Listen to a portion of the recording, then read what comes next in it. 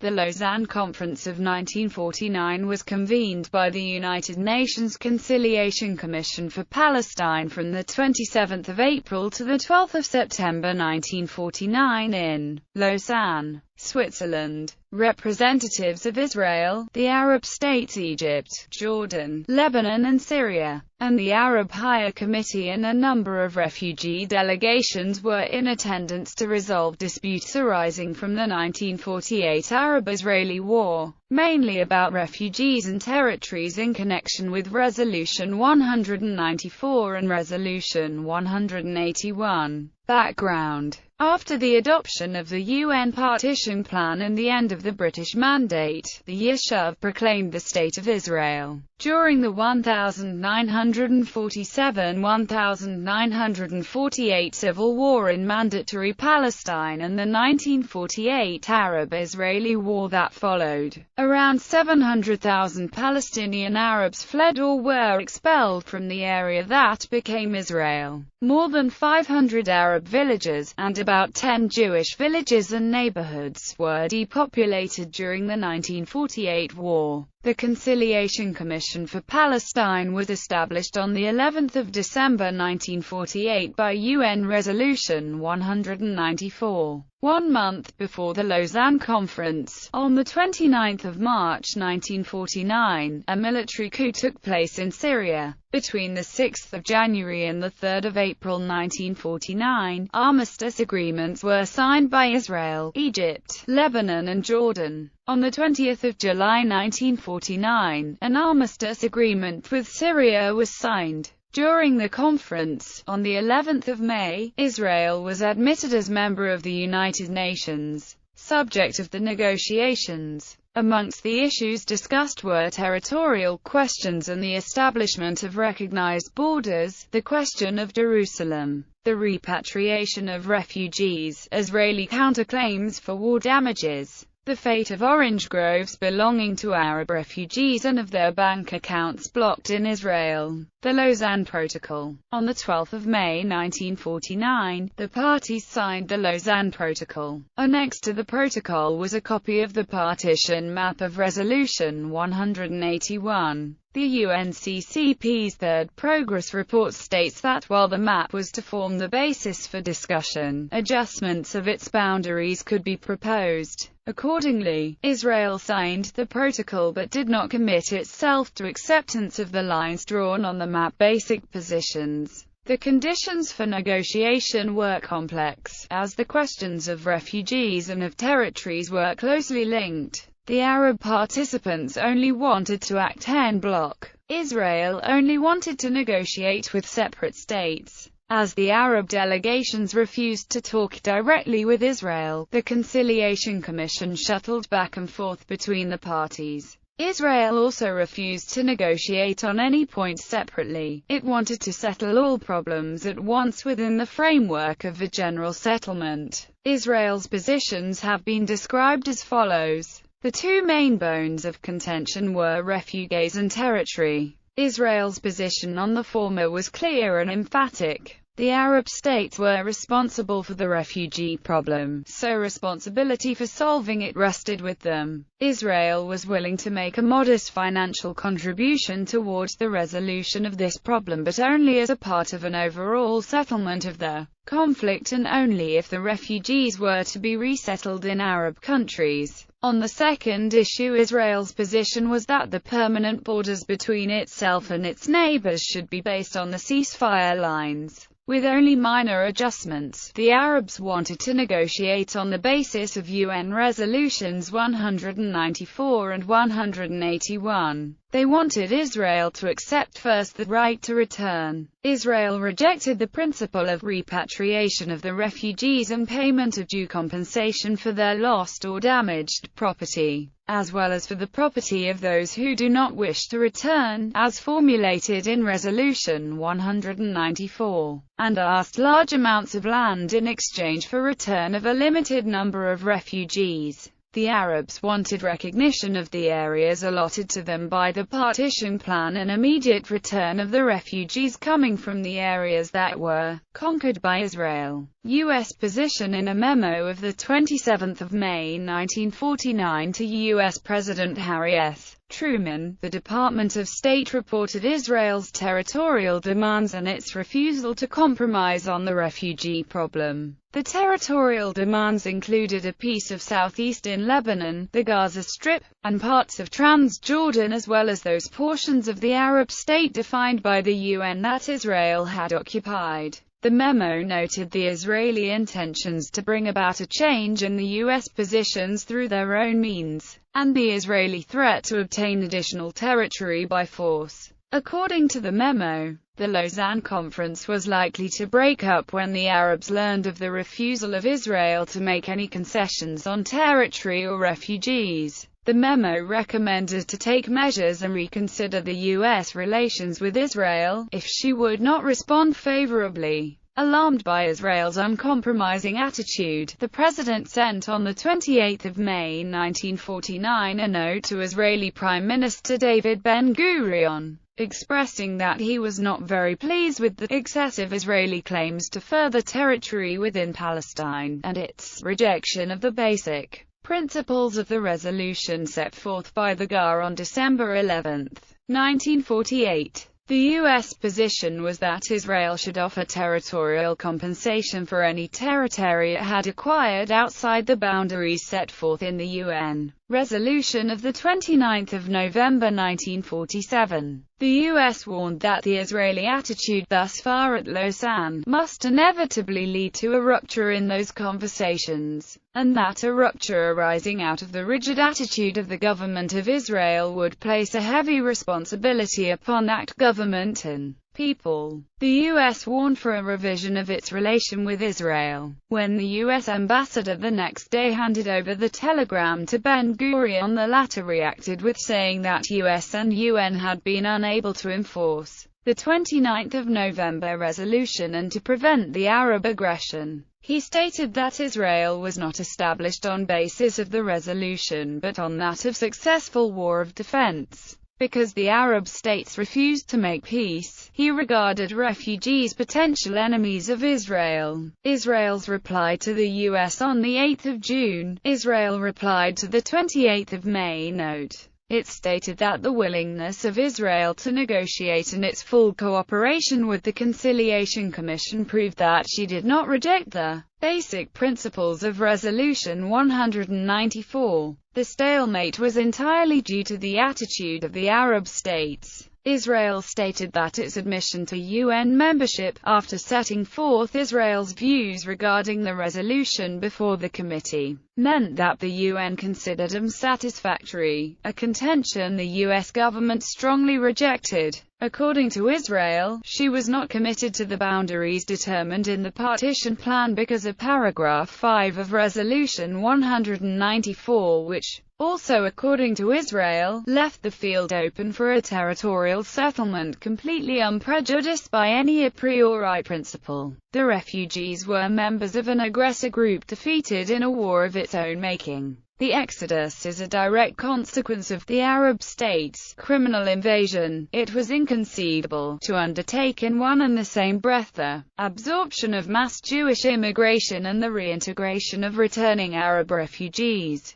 The negotiations. Borders. Israel's position on borders was that they should be based on the 1949 Armistice line, with minor modifications, and she flatly refused to return to the line of the 1947 partition plan. Already on 20 May 1949, Israel proposed that the political frontiers between Israel and respectively Egypt, Lebanon and the Hashemite Jordan Kingdom should be the same as under the British Mandate, thus annexing Galilee and Gaza. Israel made clear to the Conciliation Commission that she also wanted a slice of southeastern Lebanon, necessary to her development scheme, but not yet demanded in favor of a quick peace. Residents and refugees of annexed Gaza who were hostile towards Israel should be deported. According to Israel, no Arab state had a right to any territory in Palestine. Israel had, of course, more demands as to territory, based upon its development scheme. Israel would not give up the occupied Negev, because she could develop it and the Arabs were not able to.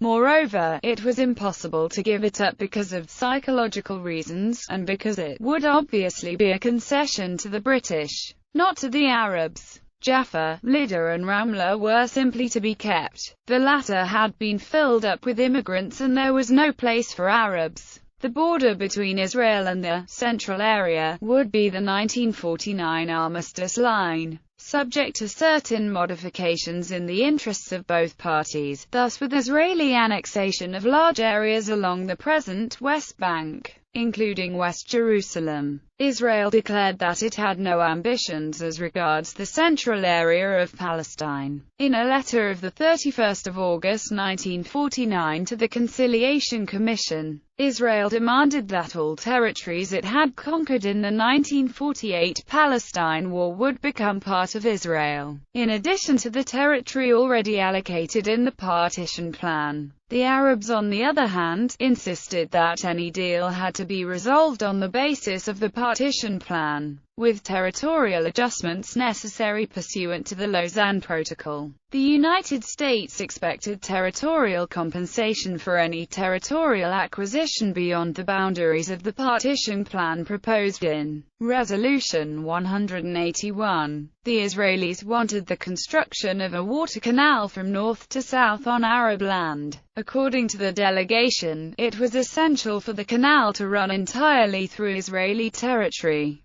Only Jewish areas would benefit by it, so that it held no common interest for both parties. Therefore, the territory, including Tulkarm, Kalklia and most of the villages of the coastal plain, should be annexed by Israel. This would double the 1947 allotted Jewish area, aside from the Negev. Israel also wanted the entire western shore of the Dead Sea. Jerusalem. The issue of Jerusalem was relegated to a subcommittee, the Committee on Jerusalem. The Arab delegations accepted a permanent international regime under United Nations supervision as proposed in the resolutions 181 and 194. Israel rejected this and instead preferred a division of Jerusalem into a Jewish and an Arabic zone, and international control and protection only for holy places and sites. During the conference, the Israeli government began moving its officers into West Jerusalem,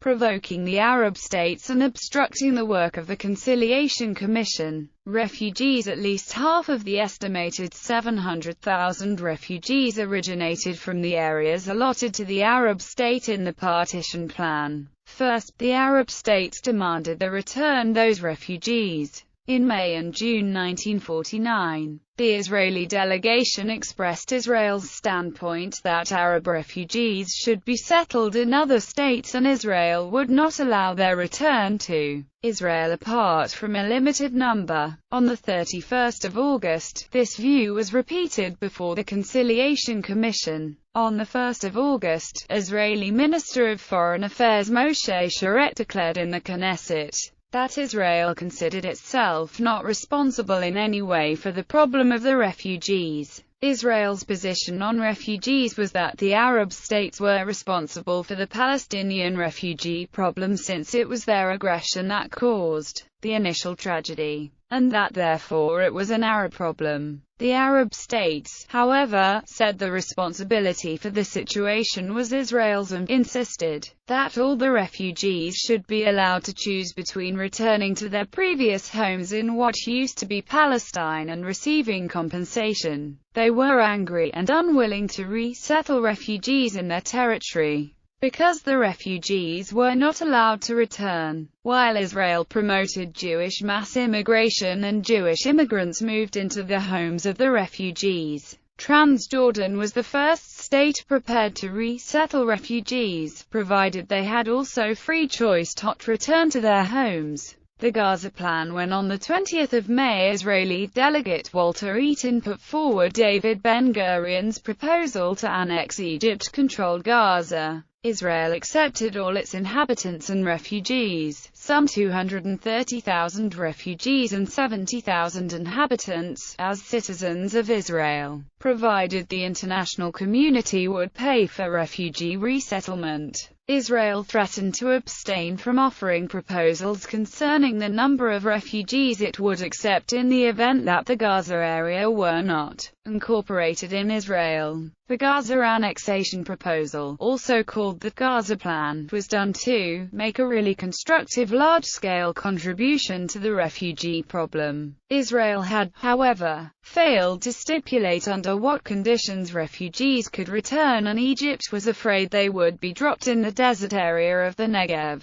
The Gaza proposal became an important issue in the negotiations. The 100,000 refugees offer. While the negotiations were in an impasse, Israel was asked to break the ice by making a goodwill gesture. Israel then announced that it would pay compensation to refugees for their abandoned properties. The United States, however, pursued Israel to accept at least a certain number of refugees. Israel was prepared to accept 100,000 refugees, contingent upon Arab agreement to a comprehensive peace and if its present territory remained the same. Sometimes this plan is referred to as the 100,000 offer, after deduction of the already returned refugees. However, Israel's offer was in effect only some 80,000 refugees. Moreover, they were not allowed to return to their homes, but would be settled by Israel subject to its security and economic development plan. The Conciliation Commission considered the Israeli proposal as unsatisfactory. In return for repatriation of this limited number of refugees,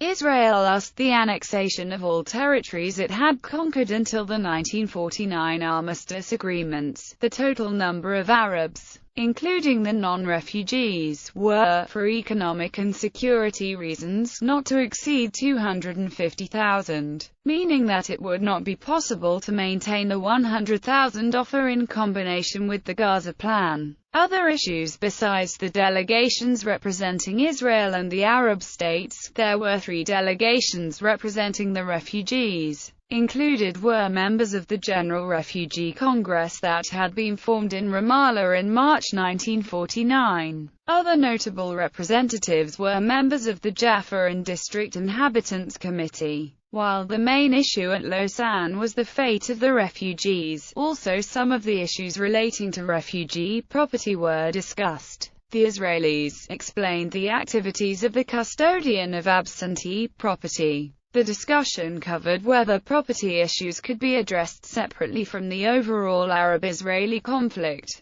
Israeli counterclaims for war damages, the fate of the refugee orange groves, and the fate of refugee bank accounts blocked in Israel. Israel insisted on discussing the refugee and the property issue only as a part of the resolution of the entire conflict, while the Arabs insisted on dealing with the refugee issues separately. On their repatriation, Israel's admission as a UN member. In the month before the Lausanne Conference, the UN Security Council recommended the General Assembly to admit Israel as a member of the United Nations, deciding that Israel was a peace-loving state and was able and willing to carry out the obligations contained in the UN Charter, with permanent member Great Britain abstaining from voting. Israel was afraid that the discussions on borders and refugees would delay its admission and tried to persuade the Palestine Conciliation Commission to prevent debate on the issues in the UN pending the application procedure. On the 11th of May, the day before Israel signed the Lausanne Protocol, the General Assembly approved Israel's admission. Referring to the resolutions 181 and 194, the resolution was adopted with 37 votes to 12. The admission was approved despite the quiet annexation of large parts of territory in the UN partition plan assigned to the Arab state,